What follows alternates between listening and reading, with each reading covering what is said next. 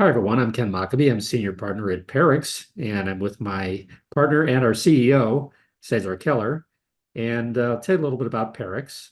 We are a digital product studio, and we kind of differentiate ourselves a little bit from just a software company because, yes, we build great software and it's the core of what we do, but we spend a lot of time talking about things like problem solution fit and product market fit, which is the topic of today's webinar. And but one thing that we also wanted to talk about is that over the years we've worked with dozens and dozens of startups and engaged with many of them, in the community. And one of the things that we've noticed is that about 95% of all startups fail, and about 95% of all digital products fail. And what we've done is we've looked at what are the 5% doing that the other 95% are not. And we've leaned into that. And that's what we spend a lot of time talking about. And really, that's the focus of our webinars. And we call it the Five Club. It's not really an official club, but it's really just if you want to do things the right way, this is how you do it. And so this is what we're talking about today, in talking about product market fit and how that relates to that. So Cesar, you want to talk a little bit about what we're going to be going over today?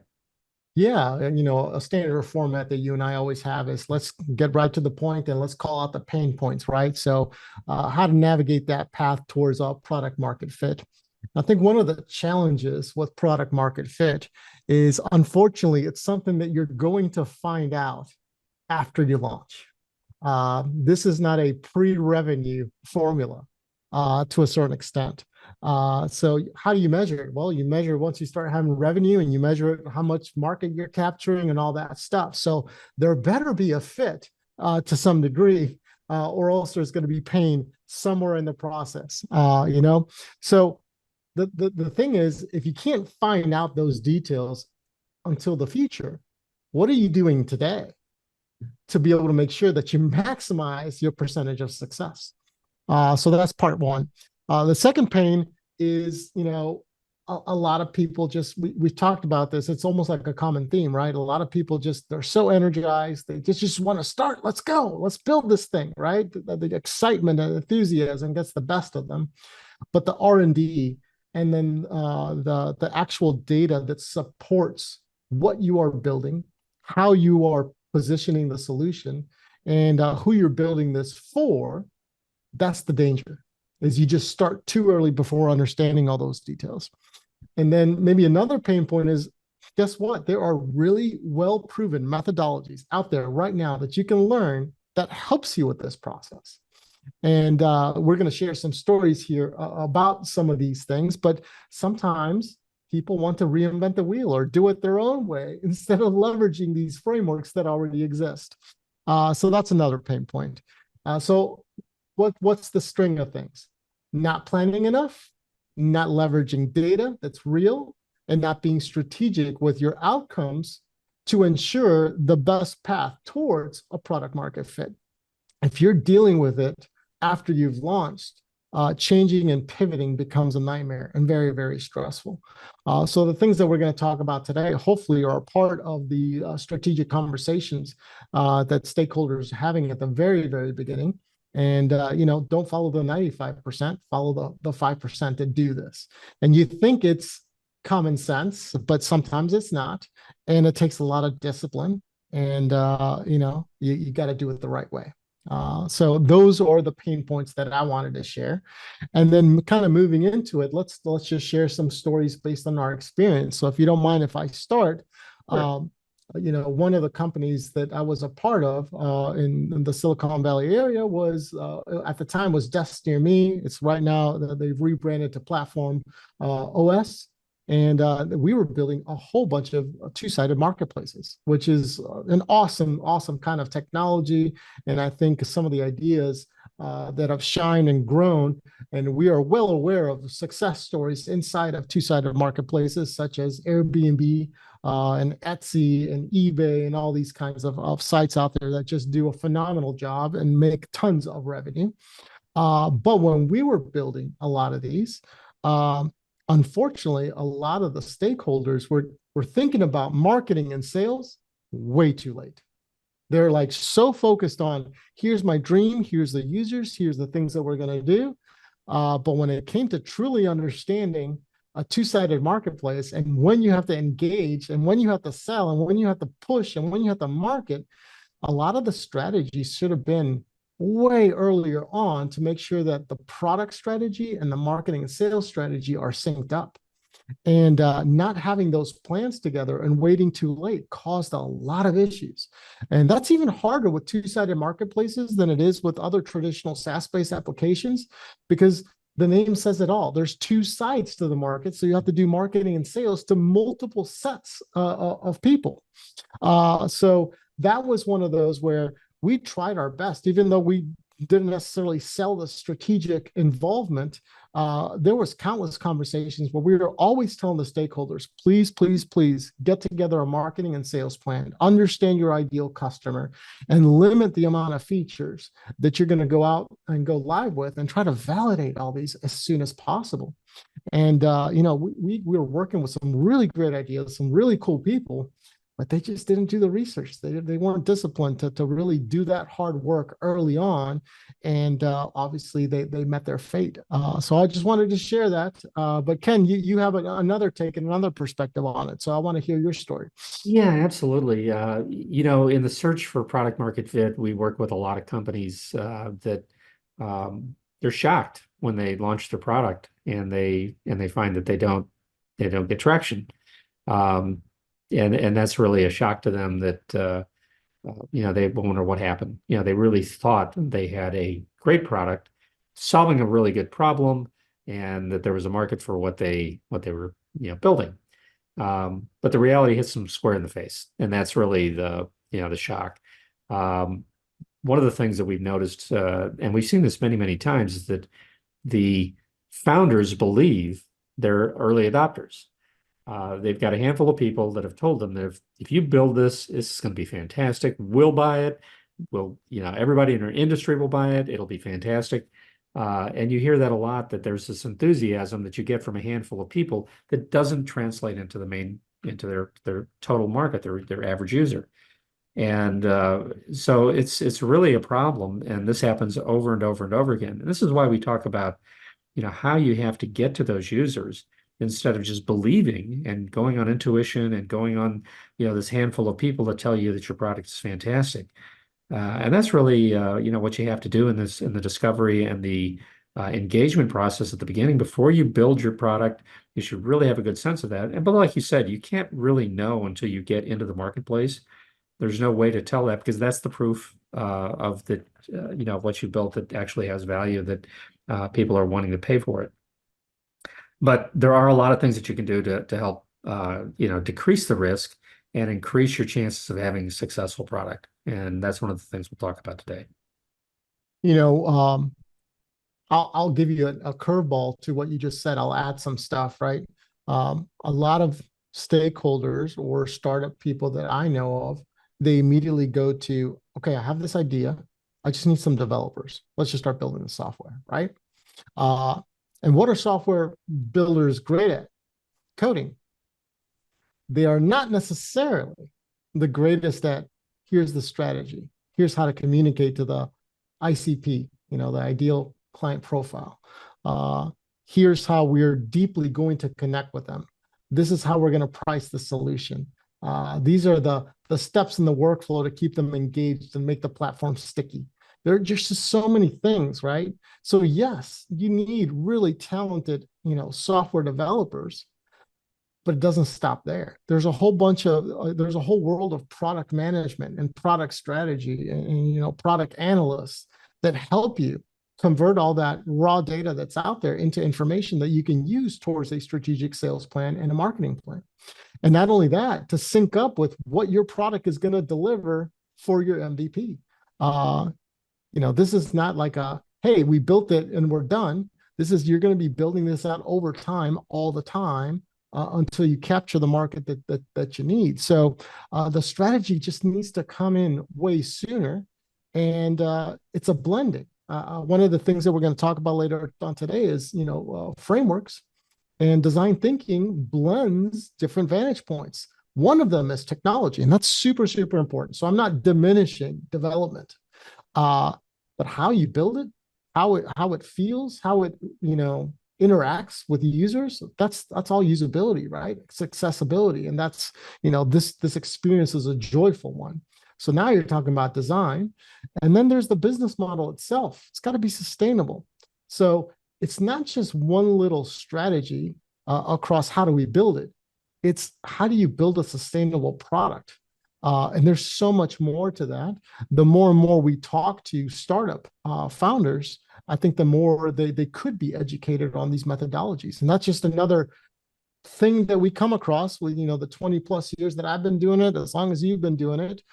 Education for all these frameworks that are proven methodologies, those can help out a lot too.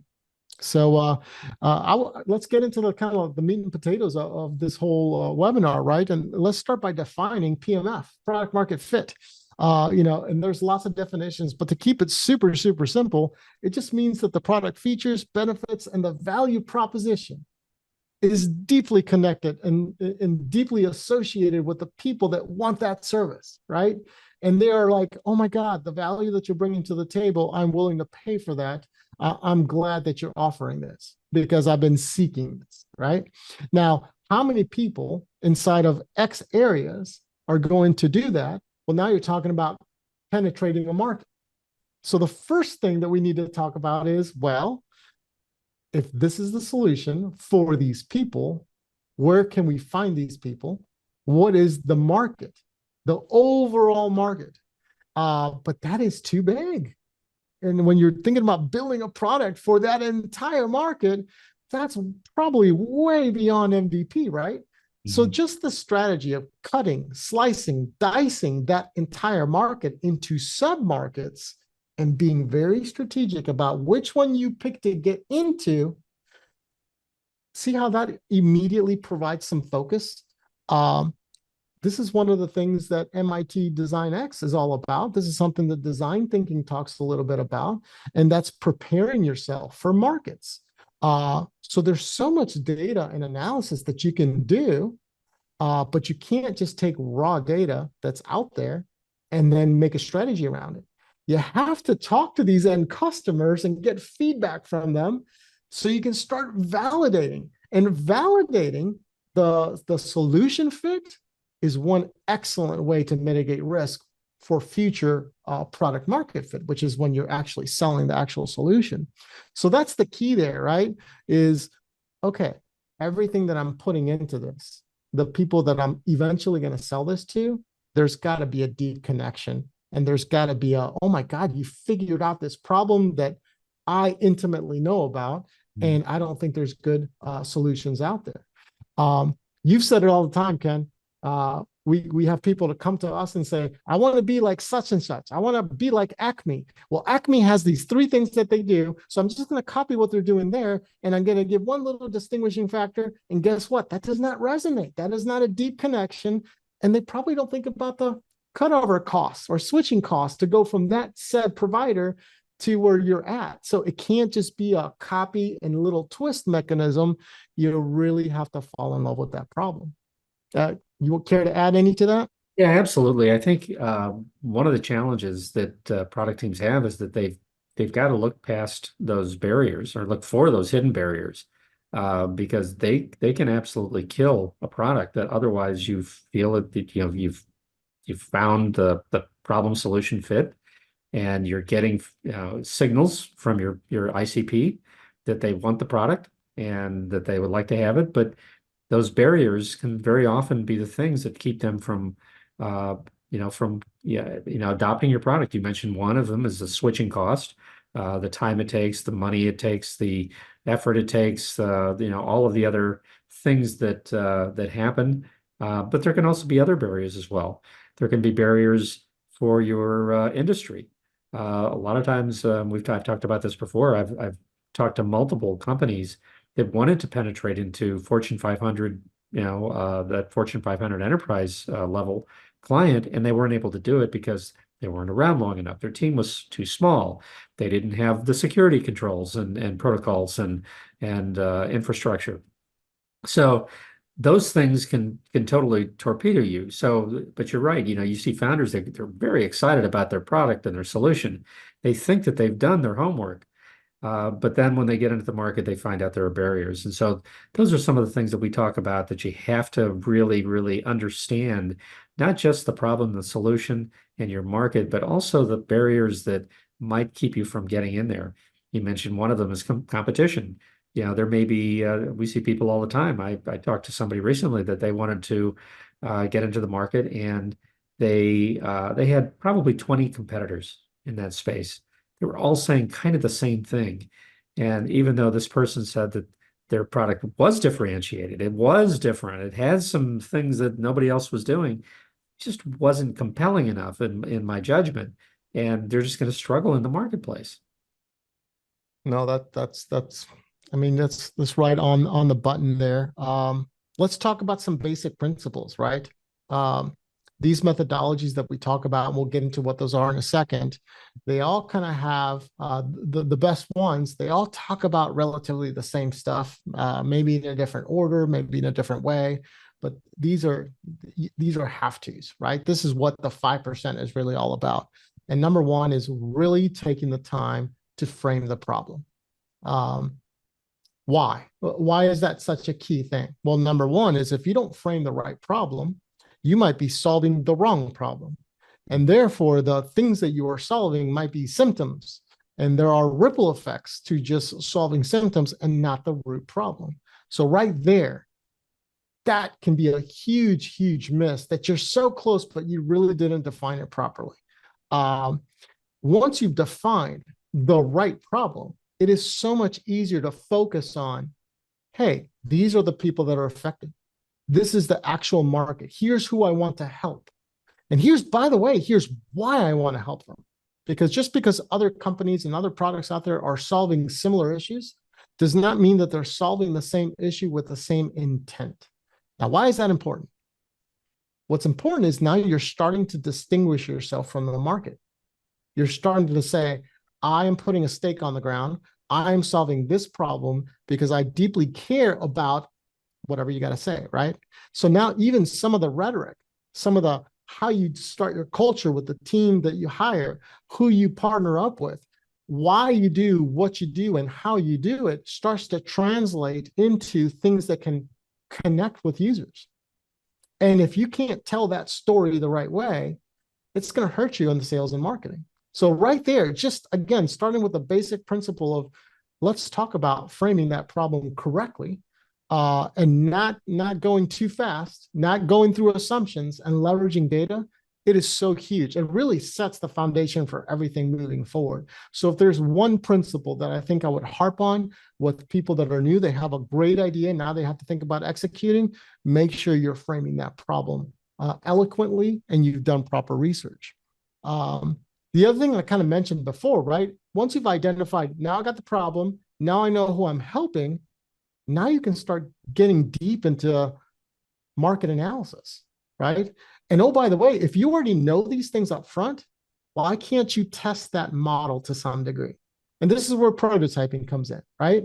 So, we understand by going through these things, these are iterative loops, but it's a basic sequence, right? Frame the problem, understand who you're solving it for, make sure you get your data right. Now you're like, yes, here's who I'm solving this for because they have this deep pain. Oh my God, where are they in the market? How can I segment that market and aim a solution to get it out the door? But how can I prove that model first? What can I do in a quick interim to go, man, if you do that, I would buy that in a heartbeat. If you do this, that's not important. That's not important. This is important.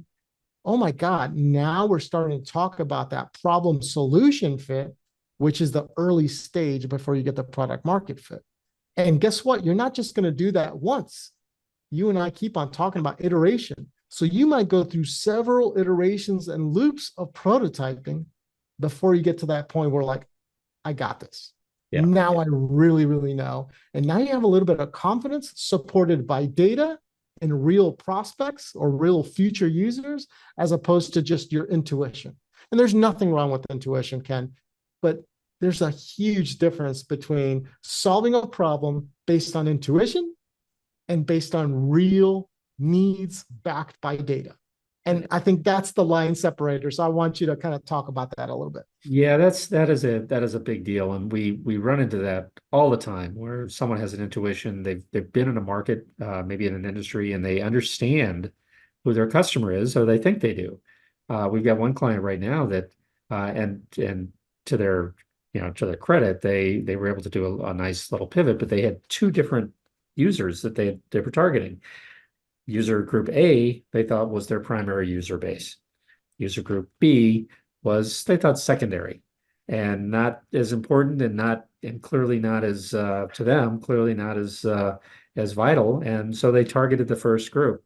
Well, they found that the second group was absolutely much more engaged with the product at a different level, and really were willing to pay a lot more than the other groups were, the other users were. So that's something that, even if you're in the industry, you have to look for, look past your intuition, your assumptions, your guesses.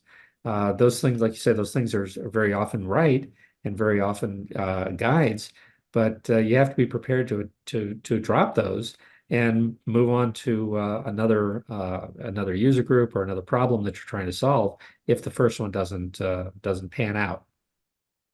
That's correct. Well, let's talk about some principles that we derive for product design. And all these principles are derived from really great methodologies that already exist. They have a lot of science behind them. These are proven methodologies. A lot of successful corporations and other companies have leveraged these methodologies to build product.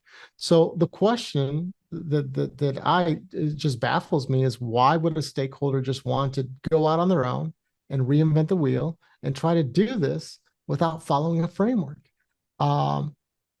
It's kind of crazy to me, right?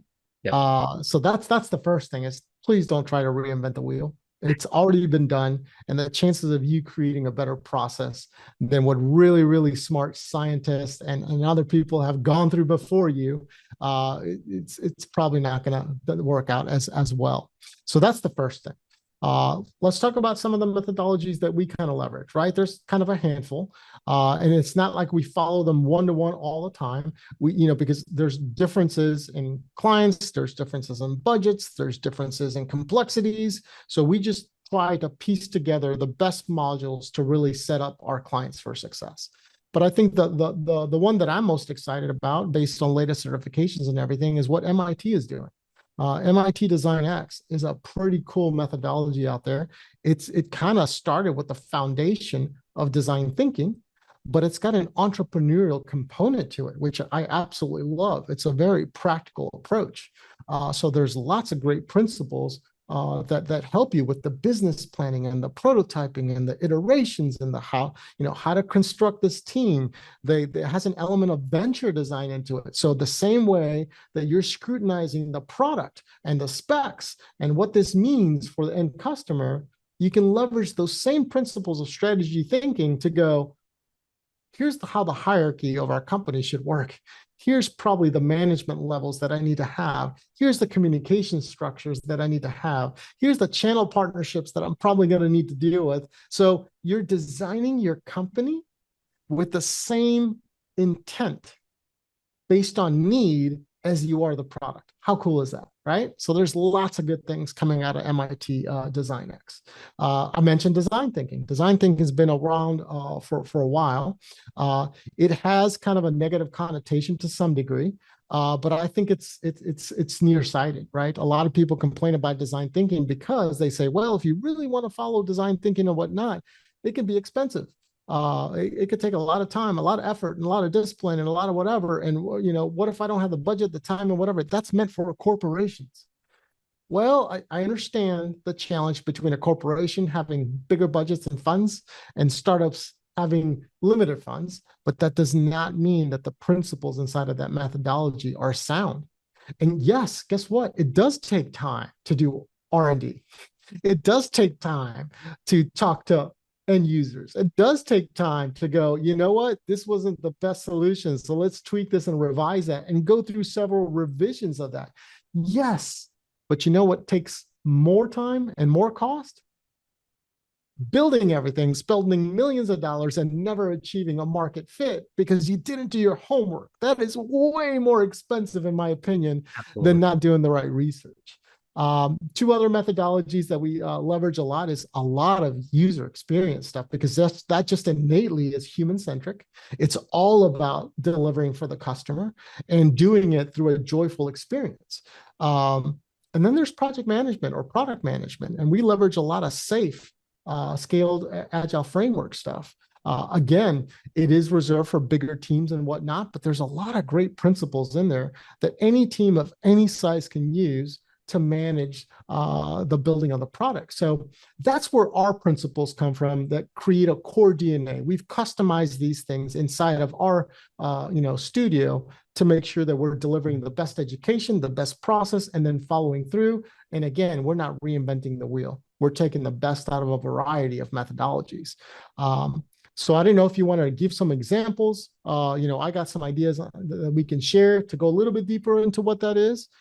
For example, you always love talking about acceptance criteria, and that's kind of derived from agile and from safe and whatnot. So I don't know if you wanted to give that little brief example, because I know I've heard you mention that a lot. Yeah, that's one that really resonated with me. And over the years, there have been so many projects that have gone off the rails because there was no consensus as to what the feature, the function, the platform was supposed to do at a granular level. And when you introduced acceptance criteria from your exposure to the safe methodology, that really just shined a light on that whole area and a pain point that we see in the development process. It's acceptance criteria are written in English. They're written not technical. It's everybody can follow along, and it's an agreement. It's a consensus on what that feature is going to do when it's completed. And that allows you to estimate it properly. It allows you to build it correctly. There's nothing worse than building features and then, oh, well, it's supposed to do this. It's supposed to do this. How come this is missing? How come this is missing? We told you about that 6 months ago in an email. I sent you an email. Those kinds of things go away when you do those properly. And that's a powerful thing. But you're talking about design thinking and the cost of that, but you're right. The cost and the risk of not doing your homework and not following that methodology and understanding the problem that you're trying to solve and doing the iteration and prototyping. Yes, all of that has cost, but there's nothing, like you said, there's nothing worse than building something elaborate and expensive and having it fall flat on its face. There's one thing that this process actually illuminates really, really well is that sometimes you go through it and you decide that your product is just not going to work. It's not going to fit. It's not going to get traction. You're not getting the right signals. And that is far better to abandon it after you've done the prototyping, the iteration, and that discovery than actually building it and trying to launch it into the market and have it fall flat. That is something that, and I've worked with some startups, I do a lot of mentoring, and I've considered that a win. When somebody says, okay, after going through all that process, we didn't spend the money to build the product. We spent some time and money and effort to do the discovery, and but we made the decision that it's just not going to work. That to me is a win, because what they've done is they've identified that their product just didn't have the right opportunity, too many barriers, too many challenges, too many problems. It just wasn't feasible for them to pull it off.